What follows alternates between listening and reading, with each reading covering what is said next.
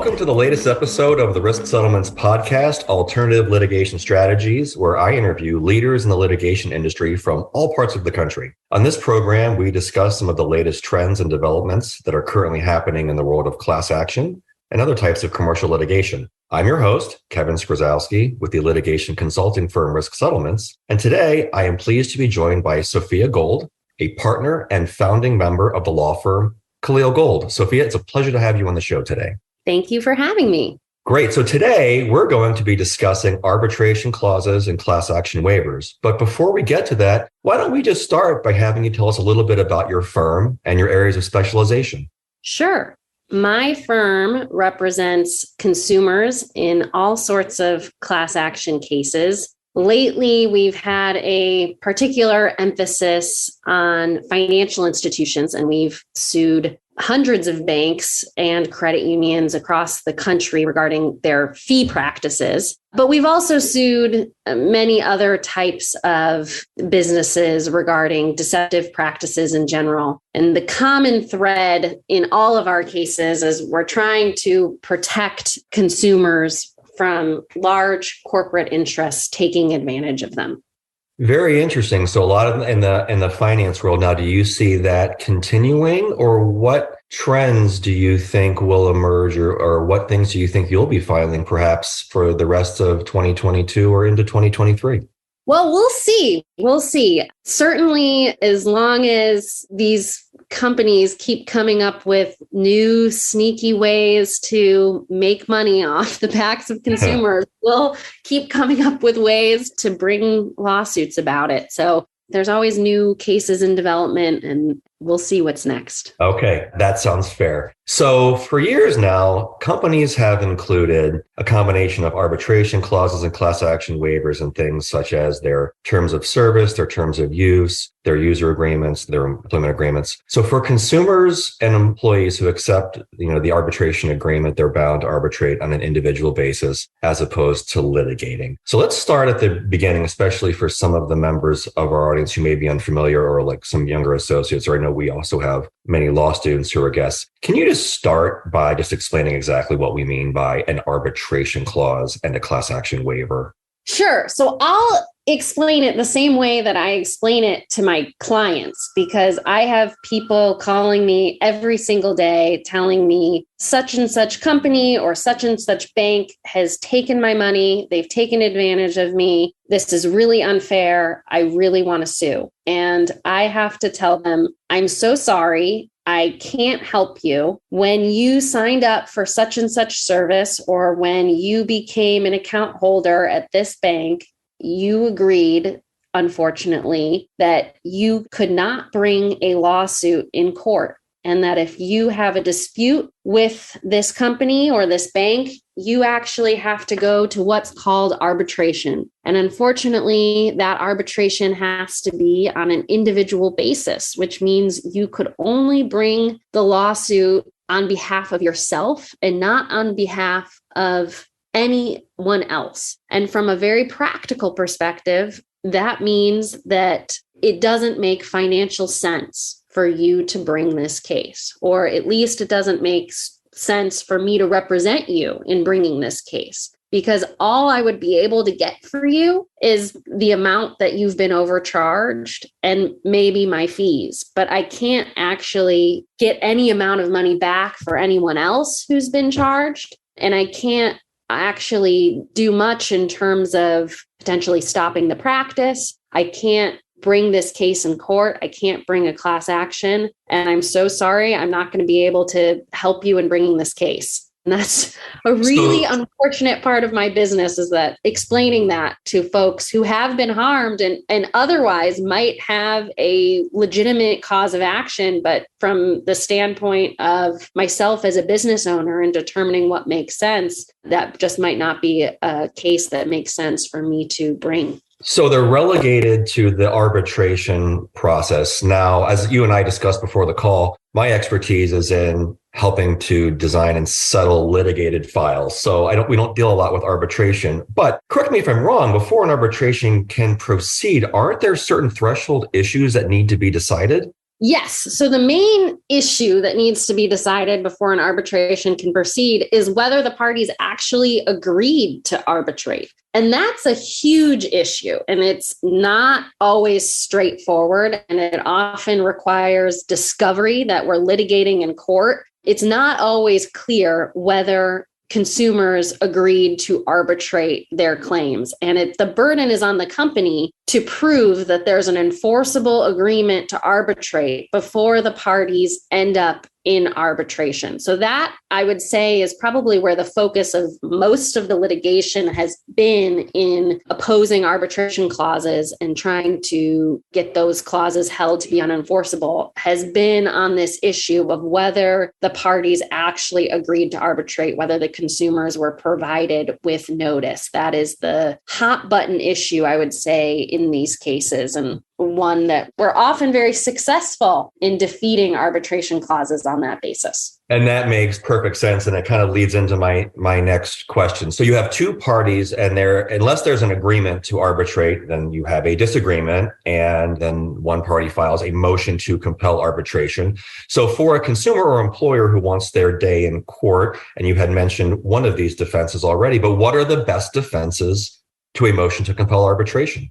Well, the first one, as I just mentioned, is notice. So that's the first thing that we look at when there might be an arbitration clause or when we get a motion to compel arbitration in. And it's the question of how were consumers made aware of the existence of an arbitration clause. And the courts impose a fairly high standard on companies, especially if you're in a more liberal jurisdiction, if you're in the Ninth Circuit, if you're in the Second Circuit, the First Circuit. If you want to demonstrate that there is an enforceable agreement to arbitrate, you're usually going to need either a signed paper contract or a checkbox if the agreement was entered into electronically. And if you don't have those things, then the plaintiffs in these cases do have, well, certainly very good arguments that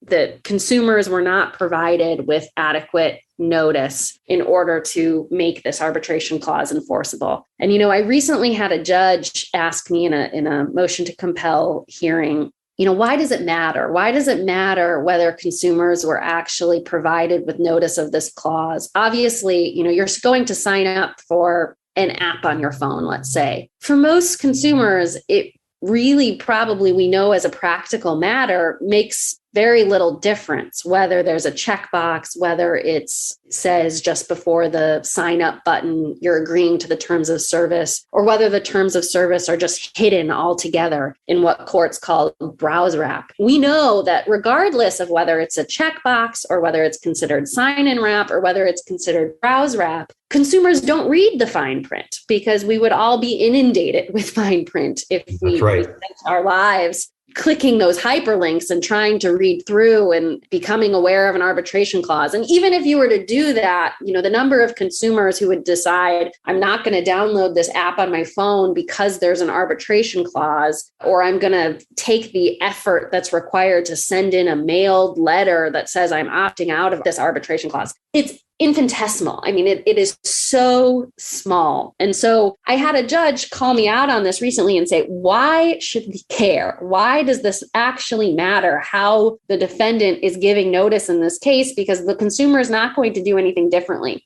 And I said, Judge, that might be true, but it seems to be a balance that's been struck in the case law regarding these notice issues. And it's a way that levels the playing field a bit for plaintiffs. And what the courts have said is they've said, if you are going to impose these onerous terms on consumers, if you're going to take away their right to bring a lawsuit in court, their right to participate in a class action, if you're going to effectively try to insulate yourself from all liability, because that's oftentimes what these class action waivers and arbitration clauses do, you better provide damn good notice of it. You better warn those consumers in a clear and conspicuous way, because we're not going to let you impose terms like this and hide it and not give consumers a reasonable opportunity to look at those terms and review those terms before signing up. So in a sense,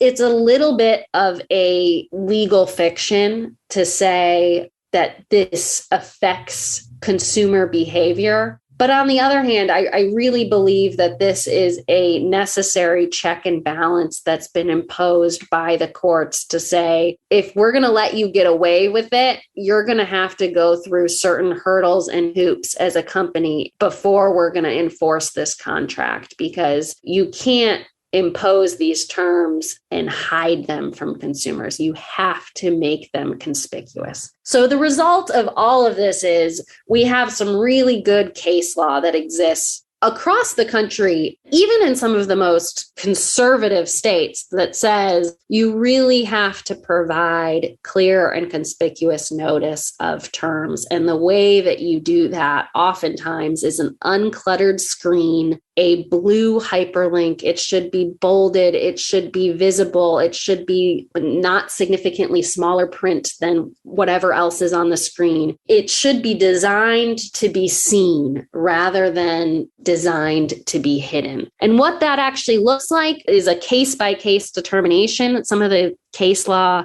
almost amounts to I'll know it when I see it, but it is a defense that we as plaintiffs lawyers have in our back pocket that has been very successful. I would say that it's the number one way that we defeat these arbitration clauses is that consumers were not provided adequate notice. And it's especially an issue when a company tries to add a new arbitration clause. So consumer signs up for a service or for a bank account, and at the time they signed up and they were handed the contract, it did not contain an arbitration clause. And the question is, how can the company or the bank add an arbitration clause? And again, really the only way that they can do that is providing clear notice to the consumer that they are doing it. And even then, there are still some defenses that we have that allows us to defeat clauses in that instance, but you can't necessarily just update your terms and conditions and post it on your website and say, now we have arbitration, we're protected. That doesn't work. You need to oftentimes mail that new arbitration clause to consumers. If you're going to email it, you better have a clear and conspicuous heading in the email. You better make sure that it's not going to people's spam folders. It's not going to people's promotions folders, that it's actually going to their inbox. You better be clear in your notice about what you're trying to do, that you're adding a new arbitration clause and what that means. And if a consumer doesn't want the arbitration clause, what they're supposed to do, if there's a way for them to continue the service without having the new arbitration clause. So I would just say, I'm obviously not on the other side. I'm not a corporate lawyer and I don't have to advise these companies about how to add these clauses. But I will say that on my side, as a plaintiff's lawyer, I spend a lot of my time poking holes and criticizing the way that companies have tried to implement these new clauses, oftentimes successfully. Very interesting. And you raise a lot of excellent points. So clearly, notice is the primary number one defense. And there's multiple layers to that defense as well. And you had mentioned that there's a lot of case law on the subject. And I want to get to some interesting decisions that the Supreme Court made earlier this year. But before we get to that, sticking with the topic of defenses now, what about raising or asserting that the defendant waived its right to compel arbitration? How often are you able to successfully raise that defense? And when you raise it, what are you required to prove? I would say waiver doesn't come up very often in my cases. And it's partially because defendants aren't dumb enough not to raise an arbitration clause. When they think it exists and they have it, that's the first thing that they are waving in front of me. And sometimes before they even respond to the complaint, they say, do you know there's arbitration? You should dismiss this immediately. So it's very rare that somebody will come back. I did have this, though, in one case recently where we did spend a year litigating, and then all of a sudden the defendant was talking about an arbitration provision. But I would say for the most part, defendants just aren't doing it. And I don't really understand what's happening on the other side. Like in the one case that I referenced, why we're suddenly talking about an arbitration provision a year later when we've spent a year litigating in court. It seems like something would have had to have gone terribly amiss on the other side for them to have just forgotten about this arbitration clause and have spent so long litigating. But I will say that plaintiffs did receive a significant victory in the Supreme Court this year when the Supreme Court eliminated the prejudice requirement in the Sundance case, whereas previously some circuits were requiring that plaintiffs prove that there was prejudice in the delay in failing to raise the arbitration defense. And the Supreme Court said, no, prejudice is not generally required in order to prove waiver. You just have to show that they acted inconsistently with their right to arbitrate, and that's enough. But I did have a couple other defenses that I would run through very quickly in terms of my checklist that I look at when I get an arbitration clause in. So the first one, as I said, is notice and assent, and that's often a very fact-intensive issue that requires discovery to figure out exactly what's going on. The second one is mutuality, and this personally drives me crazy. It's an individual pet peeve of mine because it takes an unfair process and it becomes 1,000 times more unfair when I see clauses like this. So occasionally I will see arbitration clauses that say you, consumer, have to arbitrate all of your claims that you have against us, and you have to do so on an individual basis, and you can't bring a class action. But if we have claims against you, we can bring those claims in court. And sometimes it's not that explicit.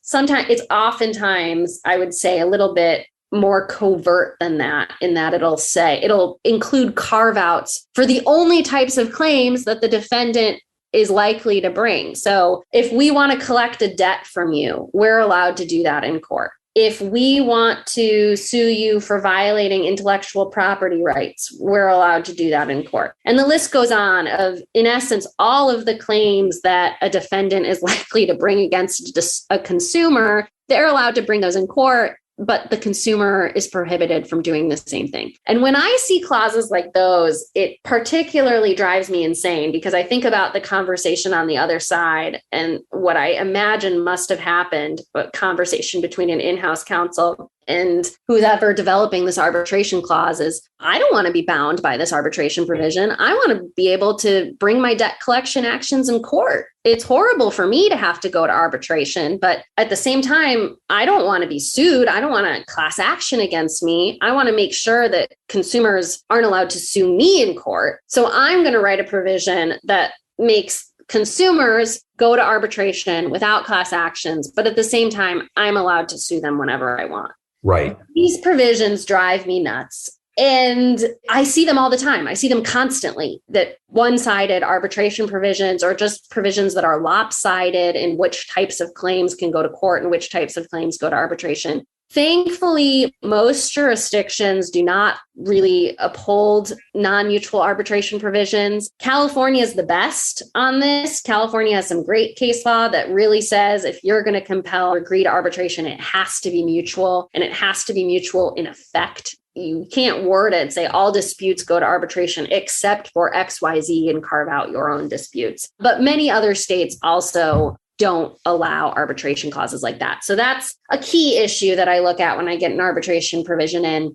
And then the last one is California specific. Okay. And that has to do with a Supreme Court ruling from the Supreme Court of California in the McGill case, which held that you can't prohibit a consumer from seeking public injunctive relief in any forum. So in other words, California has consumer protection laws, just like every other state, which allow consumers to bring an injunction to stop the practice going forward in a way that would benefit other consumers. And that's considered public injunctive relief. And if you try to say that all disputes belong in arbitration, but the arbitrator can't award an injunction or can't award relief that would benefit other people apart from the individual bringing the lawsuit, that arbitration provision is void as a matter of public policy in California. And we see those very often as well. And there's good reason for it. Defendants don't want to give an arbitrator who many times has zero experience actually adjudicating similar cases. They might not have any sort of judicial background whatsoever. These can just be private lawyers who are retired, and they may have practiced an entirely different type of law than whatever the case is about. And there's very limited rights of review into an arbitration as well. So your right to appeal is very narrow. And the idea of empowering an arbitrator with the right to award an injunction to stop a deceptive practice, to change a practice going forward of a Fortune 500 company without any right to appeal, that rightfully scares a lot of businesses. I think that they don't want an arbitrator hearing that dispute any more than we do on the plaintiff side. So we see many clauses that are written in this very narrow way that says the arbitrator can't really do much. And when we see that in California, we are successful usually in getting those provisions held to be void as a matter of public policy. And then it's a question of what happens. And that's based on the severance provisions in each arbitration provision are a little bit different. Sometimes we look for poison pills, which is when it says, if any part of this provision is held to be unenforceable, then the entire thing will be held to be unenforceable. And when we see those poison pills, that allows us to bring the entire dispute back in court, and we get the class action reinstated, and we're allowed to pursue damages. So that would be the third main defense that I look for when I get an arbitration provision in the door. It's very insightful, and you definitely have a lot of arrows in your arsenal. And now, you had mentioned case law earlier. This year, I know that the Supreme Court handed down several decisions that impact employers and the use of arbitration clauses. One of the main decisions was in the Viking River Cruises versus Mariana matter. Can you tell us about the importance of that decision and how it impacts the use of arbitration clauses? Sure. So this decision is important in the employment context more than the consumer context. And it's very similar to the rule that I was referencing earlier in California, this McGill rule. A corollary to that rule was called the Iskanian rule. And that rule came from the California Supreme Court, and it held that a employee has to have the right to bring a PAGA action. So that's a statute that exists in California, which allows an employee to sue their former employer to recover certain penalties that were otherwise only allowed to be recovered by the state. So the employee is acting in the interests of the state in bringing a PAGA action, and they're allowed to recover these penalties on behalf of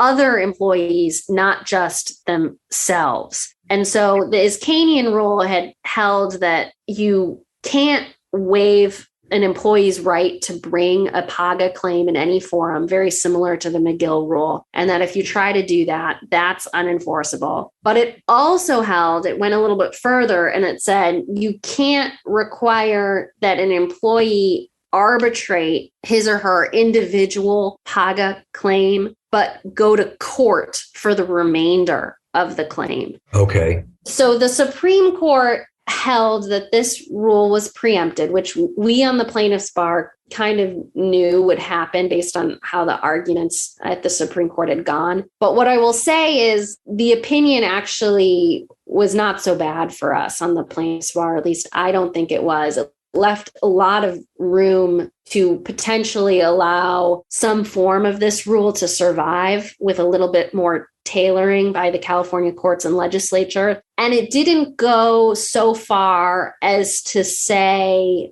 that the first part of the Iskanian rule was preempted. So what I started with was that there were two parts of the decision. And the first was you can't waive an individual's right to bring a PAGA claim in any forum. And it didn't say that that was an unenforceable rule. The part of the rule that the Supreme Court didn't like was that second part of the rule of saying that you can't sever the individual claim between arbitration and court. And so that was important for me as a consumer lawyer and for others as a consumer lawyer, because it means that the McGill decision is likely unaffected by this Viking River Cruises decision. Understood. So anyway, it was not the best decision from a plaintiff's perspective, but it was not nearly as bad as it could have been.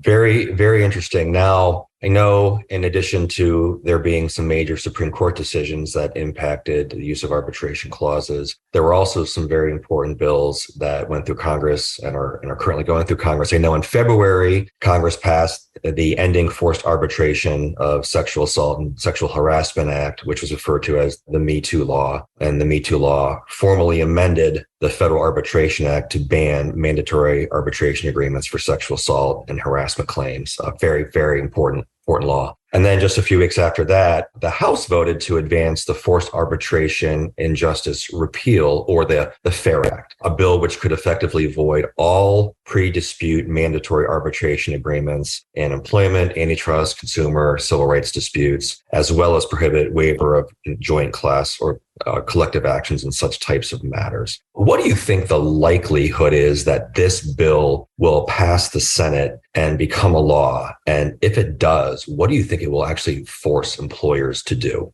Well, I'm not a pundit, but I will say that the general view on the plaintiff's bar is that it's pretty unlikely that this actually passes, but it's not fully doomed. So from what I understand about passing legislation is that it's a very long process. And what we're trying to do as advocates of this bill is get it set up to be in a position to pass when we have the correct forces in place in Congress and our government. So I don't think we have those forces in place now, but we might in the future. I'm hopeful, I'm optimistic that one day we will. It's overwhelmingly supported by Democrats, but with the filibuster still in place, I think that's the issue there. It would be huge if it actually passed. I mean, if it actually passed, it would blow the lid off of almost every arbitration provision. It basically says you can't force a consumer to arbitrate a consumer, employment, or civil rights dispute against a corporation. So from what I understand, as currently written, it would allow us as plaintiffs' lawyers to bring all sorts of cases that are currently considered somewhat untouchable or off limits because corporations have protected themselves with unbeatable arbitration provisions. So if this passed, it would be a significant victory for plaintiffs. And I think that companies and large corporate interests are probably right to be scared of it. As much as I believe in the bill, as a consumer, as a lawyer, as a human, I think arbitration is one of the most unfair things that can be foisted on a consumer because, as I said, it effectively results in many situations in the unavailability of justice, that I cannot bring many cases that are righteous that I otherwise would bring because of arbitration clauses. But at the same time, I very much understand why the large donors of the Republican Party are fighting this bill hard, because it would cause quite the shakeup, that's for sure. It definitely sounds like this bill could have a massive, massive impact. And so it's one to watch closely as it goes into the Senate. So, Sophia, I have so many more questions for you, but unfortunately, we are almost up on time. So let me just ask one more final question. So what advice would you give to a consumer or employee before they, quote unquote, enter into a user agreement or an employment agreement that has an arbitration clause other than the proverbial read the fine print? Opt out. So almost all arbitration provisions these days give consumers or employees the opportunity to opt out, and they partially do that to make it appear slightly more fair, even though they know nobody really takes advantage of these opt-out provisions because it's a pain and they often make it hard. They say you have to write a letter and send it via certified mail saying X, Y, and Z in order to opt out. But we know that opt-outs really are the banes of companies' existence. They count on the fact that people won't opt out because it's very difficult for them to deal with a large amount of opt-outs, and that creates risks and liabilities for them. So if you are in a position where you are given the opportunity to opt out of an arbitration clause, especially as an employee where your claim could be quite valuable and quite significant if you had a claim against your employer, definitely take the time and opt out. That's about the only thing that we're able to do as consumers and employees these days, and we should all be doing it, myself included. Right. I think that is very wise and sound advice. So, Sophia, that's really all the time that we have for today. It was a pleasure having you as my guest, and I want to thank you for your time and your valuable insights that you shared with our audience. Thank you. Now, if anybody would like to contact you to discuss any of the topics we covered here today, what would be the best way to reach you? Sure. Email is always best. My email is sgold@kalielgold.com. Kaliel is spelled Kaliel, and then gold, GOLD.com. Thank you so much for that. And of course, as always, I would like to thank the audience for listening. If you'd like to hear more, please be sure to follow us on Apple, Spotify, or anywhere you listen to your favorite podcasts. If you'd like to listen to a recording of today's program or to learn more about class action settlement insurance or the other litigation risk transfer vehicles that Risk Settlements provides, please visit our website at www.risksettlements.com. And you can always reach me directly at kevins@risksettlements.com. On behalf of Sophia Gold of Kaliel Gold, I'm Kevin Skrzowski with Risk Settlements. Thank you for listening, and until next time.